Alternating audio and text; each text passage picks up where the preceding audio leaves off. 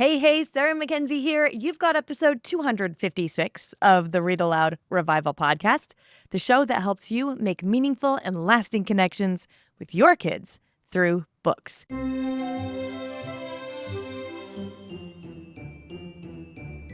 Today, I am excited to invite a previous guest back on the show. The last time Millie Florence was here was episode 234, and she and I talked about how homeschooling nurtured her as a writer. She shared what her parents did that made all the difference in her writing life, how homeschooling fueled her creativity. She gave us a peek into how her family really supported her early storytelling passions. And she also gave excellent writing advice for young writers, emphasizing the value of writing with joy and persistence over perfection. And one of my favorite things she did in that episode was she encouraged writers to embrace unfinished projects as signs of growth. Rather than thinking, I never finish anything, we realize this is a sign that I'm growing and becoming a better writer. It was such a good episode. I loved every minute. In that episode, Millie and I shared the story of how we met, literally on an elevator. And then what resulted from that meeting on an elevator were many conversations that came to fruition in what I'm so excited to talk about today. Millie and I have made a book together. Beyond Mulberry Glen is a read-aloud novel for the whole family. It's a magical, whimsical adventure. It's going to win over the hearts of your kids of all ages. And it's got gorgeous illustrations and some lovely pen and ink art inside from the inimitable Astrid Sheckels. It's also just an absolute work of art to hold in your hands, truly. Look at this cover illustration by Astrid Sheckels. I don't know if you can see that lovely foil there. It's also got these lovely chapter head sketch art inside for every single chapter, also by Astrid Sheckels. It's a beauty to hold in your hands. So Beyond Mulberry Glen is about ready to hit shelves, and I could not possibly be more excited about it. Many of you have pre-ordered it already, and oh my gosh, thank you. That helps Waxwing Books burst onto the publishing scene. We have been making a little splash, and that's been really fun. This is our first novel, so thank you so much. Your pre-orders make a huge difference. Plus, you get some free gifts for pre-ordering. Did you know that? It's true. If you pre-order Beyond Mulberry Glen, just order the book anywhere you get your books, at your local independent bookstore, online, absolutely anywhere. Then go to waxwingbooks.com/BMG and tell us where to send your pre-order bonuses. We'll send you a happy little package in the mail, including a sticker sheet, a bookmark, a signed book plate, signed by Millie, of course. And you can stick that signed book plate right into the book. It's like a sticker. So fun. Today, Millie Florence is here to talk about the making of Beyond Mulberry Glen. Let's go. Millie Florence, welcome back to the Read-Aloud Revival. Thank you for having me again. I'm so excited to be back and to chat with you. Oh, it's always a complete delight. We're going to start today by giving our listeners or viewers a little taste of this beauty, the brand new book just about to hit shelves, Beyond Mulberry Glen. Do you want to tell everybody what it's about? Yes, absolutely. And oh my goodness, I can't wait. It's going to be so amazing. Anyway, but yes, so Beyond Mulberry Glen is the story of 11-year-old Lydia Green, who lives in the magical realm of the Valleylands with her mismatched family of fairies and philosophers. Until one day, that is, when she hears about a mysterious force known as the darkness that dwells within the forest Tenebrae. But not only does it dwell within the forest, lately it has begun to creep into Lydia's own mind. And that is where the story begins. Yes. Okay, tell us where'd the story come from? Tell our viewers and listeners, how did this come to you? So, yeah, it's difficult to pinpoint one thing in particular. I think it came from kind of a collection of different places. My inspiration for most books, it ends up being kind of a collage, I think, is maybe a good way to describe it. It was inspired by my love of classic fantasy, of the woods behind my house. Specifically, the heart of the story was really inspired by some personal struggles I was grappling with at the time when I wrote it, because I originally wrote the book between the ages of 14 and 15. And as parents of 14-year-olds and 15-year-olds, when I was 14-year-olds and 15-year-olds will know, you face a lot of the hallmarks of growing up at that age, like a driving permit or a high school workload and a lot of like existential questions. Yes. So writing Lydia's emotional journey was how I processed a lot of my life at the time. Her fear of change and her confrontation with the darkness were themes that were very much written from the heart, I think. Yeah. Yeah. Okay, so you wrote it between 14 and 15. You self-published it originally under a different title.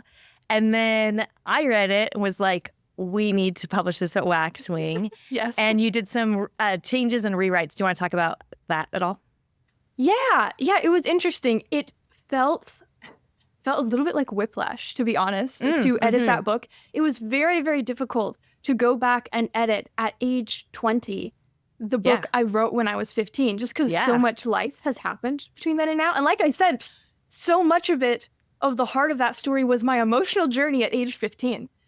And so it's hard. I almost had to I read my old journals and stuff and going back to what I was thinking at the time, because I didn't want to lose the heart of that story, because I am a better writer now. And I think the story is definitely better now. I think it's improved a lot from when I originally published it. But in those improvements, I didn't want to cut out the things that made it special to begin with. Yes. And that was a tricky balance for me, right? Because there are so many things about it that ultimately it is always going to be the book I wrote when I was 15, And I don't think that's a bad thing, right? And I'm still obviously very, very proud of it, and what it has become. But I do think that was a very interesting challenge specifically, and it's not something I've ever encountered before when editing a book, is editing something that was so intrinsically part of my life as a 15-year-old, and wanting to keep what made it special, but also improve it now with the knowledge and the skills I have now. Yeah. One of the things I love about it so much is I'm always looking for books that can be read aloud with a wide range of ages, And what I love is you could read Beyond Mulberry Glen aloud, and your 5 or 6-year-old sitting in the room is just hearing a fairy tale. That's what they're going to hear. Your 14 or 15-year-old's going to resonate with it on a different level. Yes. And then your 18 or 26-year-old, or you as a mom or dad, are going to resonate with it on a different level. It feels like you're going to see, there's a lot of different layers, but there's something for everyone. Not every book is like that, where I think you could read this book and your teenager is going to be just as interested as the younger child, but it's because they're actually hearing 2 different stories almost in the same one. Yeah, and that is super important to me when I write all of my books, honestly, because my family did so many read-alouds growing up. I think that's reason number 1 is just my family did so many read-alouds. So whenever I write a book, the ideal setting I am writing it for is being read aloud to a wide range of ages. Yeah, okay. That's how I imagine it in an ideal scenario. But also I think it's because as a teen, I was still reading middle grade fiction. Yeah. Because I love the world built. Middle grade fiction. I'm 42 and I'm still reading middle grade fiction most of the time. There's something so special about it, and just the whimsy you can infuse in middle grade books that you almost can't find in other genres, I think. It depends on the book. I feel like you mostly find it in middle grade. So obviously I'm a teen who loves to read middle grade books, and I'm a young adult who still loves to read middle grade books. But obviously I still want to read books that make me think, as well. On an emotional level. So I am all for books that grow with the child, a book that you can read throughout your life. So you can read it to, siblings, a wide range of ages, but also you as an individual can read it at one age and get something different out of it than you do when you read it later in your life. Yeah. One of the ways you do that, I think, is through your use of beautiful language, really delicious language. Let's put a sample of the audiobook in here for our viewers and listeners so they can get a little taste. In principio, in the beginning. Our tale begins on a merry morning in autumn. Well, the weather was merry. Lydia Green was not. But the forest seemed perfectly indifferent to that fact. The air was flushed with a chill that coaxed color into Lydia's cheeks, and the restless branches danced with whispers of sky. On any ordinary day, Lydia would have danced with them, but today she preferred to be left alone with her mixed-up melancholy. She was 11, freckle-cheeked and round-eyed, with hair the color of pine bark, and fair skin shielded by the dappled shade of the trees she so loved, the trees she would soon have to leave behind. Lydia reached out and pressed her hand against the rough bark of the house tree where she slept in fair weather. She tilted her head up, losing herself for a moment in the maze of green and golden foliage in the branches above. She had dreamed odd, unpleasant dreams the night before, and now being awake felt strange. She could not remember what the dreams had been about, merely the weight of something dark and heavy pressing upon her. The feeling lingered, like a bad taste in her mouth. And yet the world was alive, singing and calling and whispering and laughing in a way that was impossible not to love. Lydia swallowed the knot in her throat. Oh, why was it so easy to fall in love with changeable things? Oh, I love that audio so much. The audiobook is fabulous. Narrated by Lisa Brown. Just It's spectacular. amazing. It's amazing. I love hearing all the different voices she does for characters. Yes, yes. What's one part of the world in Mulberry Glen that you wish could be real? Honestly, the libraries. Oh, Easy yes. answer for me. Easy answer. Yeah.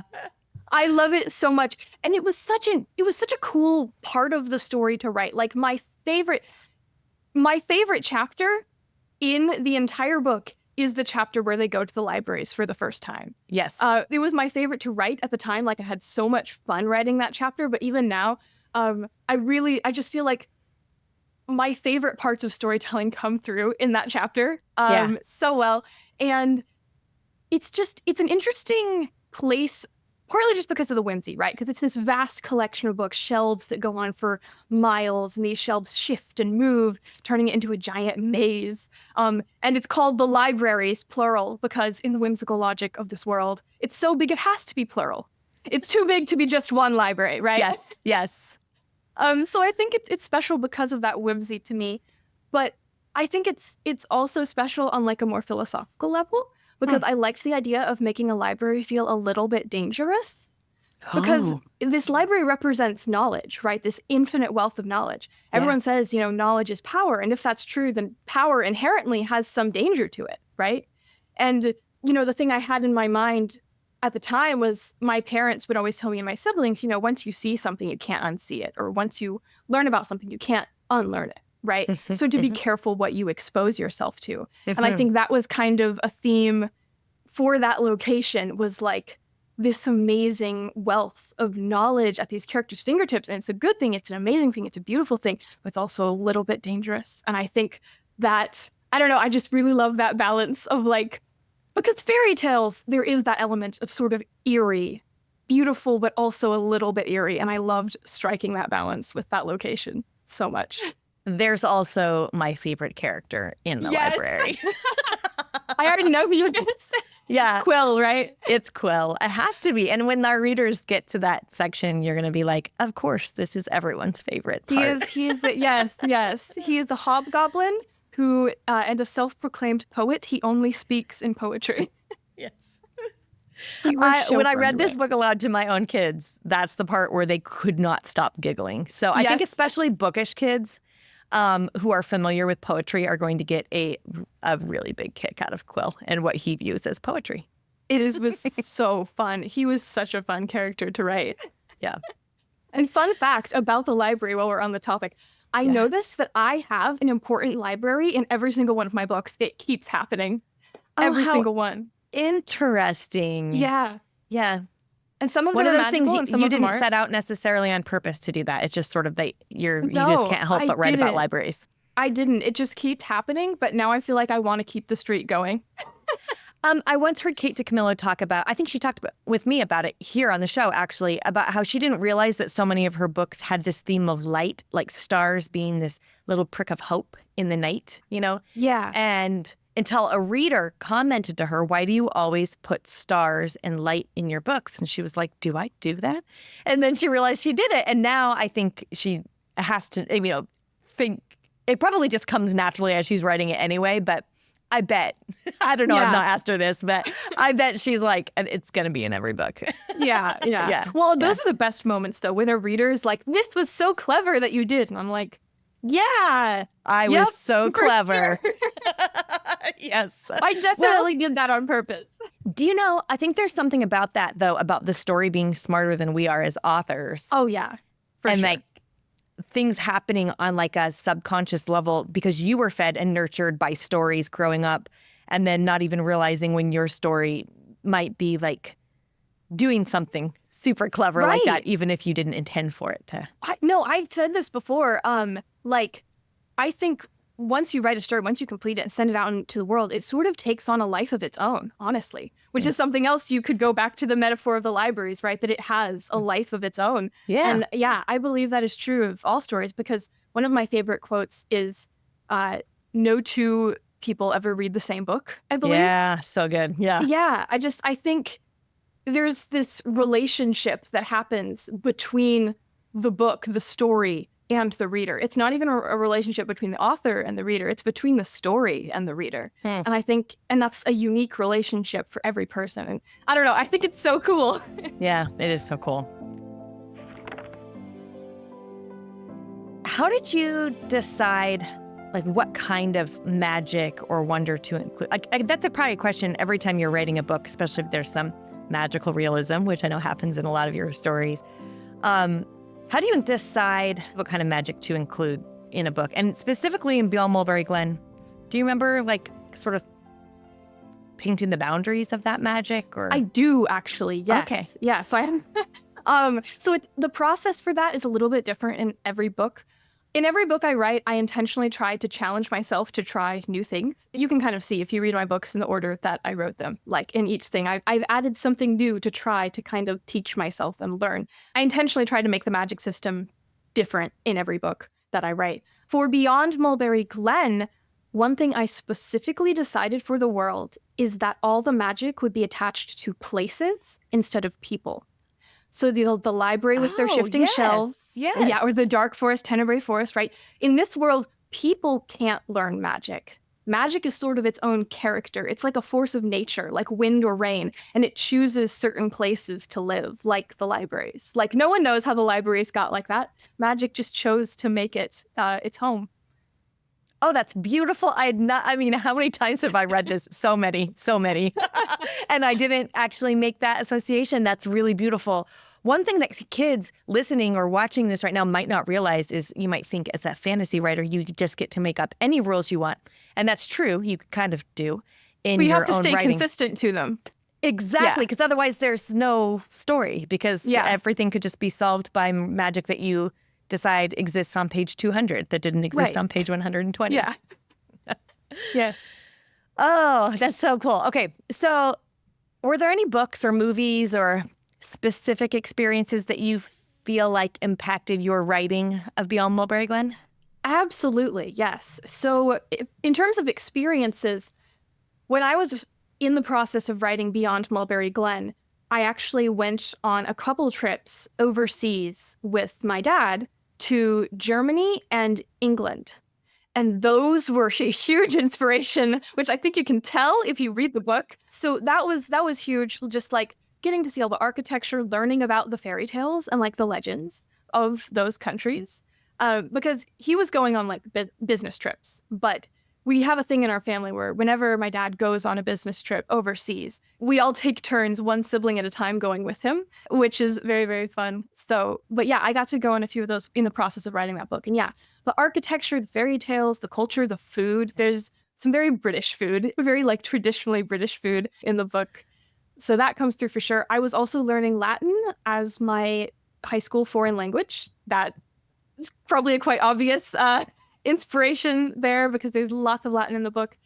And that was actually part of my like motivation for learning Latin was so I could include it in the book. I love it. Because I thought it was so cool that we have this language that no one speaks anymore. And I loved the idea of making it the language of the fairies and the elves and all the like mystical creatures.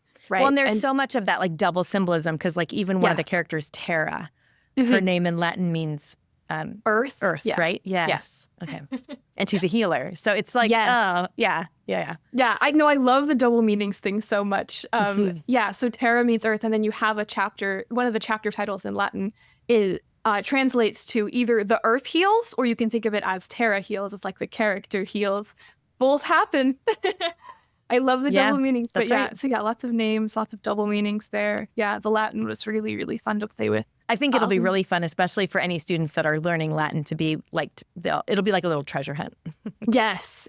Okay, I actually have a funny story about this. When the book was self-published, at one point, I did an event at a homeschool co-op, and I was selling books there afterwards, and a mom bought the book, and then later she posted on Facebook, and I didn't find this post. My mom found it and showed it to me because she hadn't like tagged me or anything. She was just posting about it to her feed that her son read the book and they had been learning Latin before this and he was like not into it. But then he read the book and he got so excited about learning Latin, and suddenly he was asking his mom all these questions about Latin because it was so cool that it was the language in this magical world. That's a win. That's a major win. Really? You're like, you're welcome. I love it. Is there any of the characters that you feel like are most like you or least like you? I bet I could make some guesses, but I'm just So I would say that Lydia is the most like me. She has a very different personality. But because her thoughts and fears and just internal emotions were so heavily inspired by my own, I would say that she's the most like me in terms of that. Least like me is definitely Prenna, and she is also the character I struggled with the most because she's very analytical, which is a good balance to Lydia's whimsy. Yeah. Right. Yeah. But she's just a very like step 1, step 2, step 3, like very, I guess, type A sort of person. Yeah.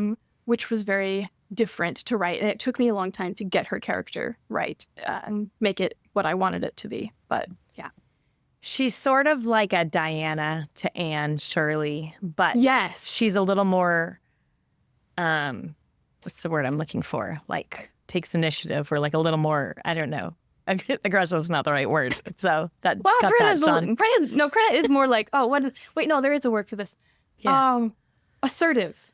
Prenna is more assertive than Lydia, which she needs sometimes, as you see in the first scene where they meet. Yes, yes, exactly. Put on full display there, outside the canoe shop. Yes. I'm super curious about this because I don't know the answer. I know the answers to some of these just because you and I have worked on it so much together, but I don't know this. Was there any scene that you were kind of nervous to write? Like you were excited about, but you wanted to get it just right? You weren't sure how to pull it off, or anything that was like kind of jumps out at you? Like, oh, this was I didn't know how I was going to pull that one off. Yeah, so I don't know if I would say nervous, because the great thing about writing is no one is watching you. It's true. You can write it badly 1,000,000 times and no one needs to know. Right? This is true. Exactly. But I definitely struggled with the climax a lot. I rewrote that, I think, more than any other part of the book, because I'm going to try and say it without spoilers. The ending is very fantastical, and I wanted it to be, because I wanted it to feel like a fairy tale, right? Yeah.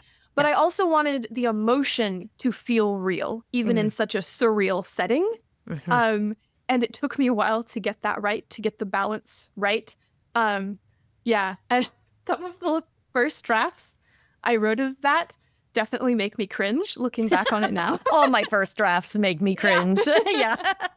So I think that was the biggest challenge. And also a lot of that changed even editing the book now. Editing the book most recently with you. That, and this is a funny thing to look back on, but the character of Cole, I could not for the life of me. I was so bad at writing mean characters when I was younger, which is maybe a good thing and like shows, I've been around nice people, right, in my childhood. But he was a struggle to write when I was younger, and that's I feel like one of the biggest things that has improved in edits with the republished version is like, Yeah. he actually sounds like a normal person. Yeah. like a real person now, right? Because I yeah. think And I'm trying to say this without any spoilers, but like more than meets the eye. Like there's more happening, Yes. like multifaceted, not Yes. two-dimensional. This is just kind of a fun question that kids sometimes ask authors at Read-Aloud Revival Premium. If you could spend a day with any one of the characters from the book, who would you choose? And what would you do together? Tara, for sure. Oh, I didn't expect you to say that. I don't know why. That makes sense. Kate, tell me, what would you do? Yeah, I would spend some time in her cottage and she could teach me all about herbs. Yeah. I'm sure she knows a lot more about herbs than me. I would just want to learn from her and help her make remedies and cook in the kitchen. She's so kind and Yeah. joyful, and she has such good advice. Yes. I think she'd be a really good friend. I think you're right. She would be a very good confidant. Yes. Yeah. I think it'd be fun to also spend time with Mrs. Castro. Maybe because I like good food. Livy, too. That'd be good. Like, there's a lot of good food in this book. There's a lot of good food. Mrs. Castro is fun. You would hear all the gossip of the town if you spent time with Mrs. Castro. You might need a nap afterward, but it would be a really lovely afternoon. I think it'd be fun. Very entertaining, at least. Yes, for sure. I know you are a big reader, and you're raised in a family that really prioritized reading. Who are some of the authors that have most inspired you in your writing? So I would say The Mysterious Benedict Society by Trenton Lee Stewart is like one of my all-time favorite books. I've not published any of these, but I have basically written essays on this book just to study it and figure out why I like it so much and what works about it so well. Yeah. I think one of the biggest things I learned from that book was how to balance a book being both quirky and deep. And that's a great. thought-provoking. Because I think that is the main thing I love about that book, is it is very whimsical and quirky, and the characters with very big personalities. A lot of it feels like larger than life. But it's also so thought-provoking and has so many good themes and good conversations happening in that book that are just really make you think as both a child and an adult. That's another book that grows with you. Right? Yes. And then also Kate DiCamillo, I think that will come as a surprise to no one. Yes. I love how she is able to make small moments feel emotionally big. Yes. I think that is a huge thing I have learned from her. Also, language motifs. So a phrase or a word or a concept that reoccurs throughout her stories and it gains meaning over time. I think that is beautiful. So in Flora and Ulysses, for example, the word capacious appears throughout the book, and each time it gains new meaning and it gives color to the characters' arcs. And I think that is so cool and such an interesting way to do that, with the whole show don't tell rule that all writers hear. It's a beautiful way to show it.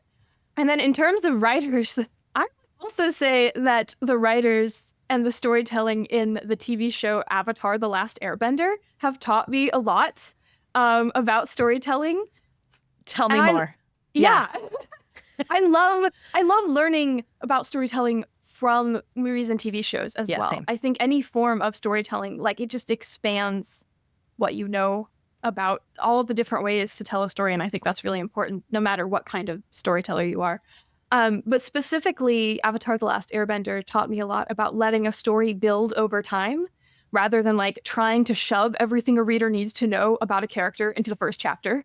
Right? Oh, yeah. I Because learned there a is lot- that temptation. You want to dump everything you know about your character in the opening chapter, but your reader definitely doesn't want that. Yes. It's okay to be chapter 1, Zuko is angry. That's all you need to know. And then over time, this character gains depth and more layers to them as you get to know them. Which I think you've actually done in this book really beautifully. Thank you. Yeah. I can't say much more than that without giving away spoilers. I know. The spoilers. It's a struggle. Spoilers. If Beyond Mulberry Glen had its own soundtrack, what kind of music or songs would be on it? I think folk music, kind of a folk music vibe. Folk and classical. When I was writing it, I listened to the band The Hunts a lot, which Oh, is yeah. an indie folk band. It's made up of homeschooled siblings. They're all adults now and like grown so up cool. and have their own families.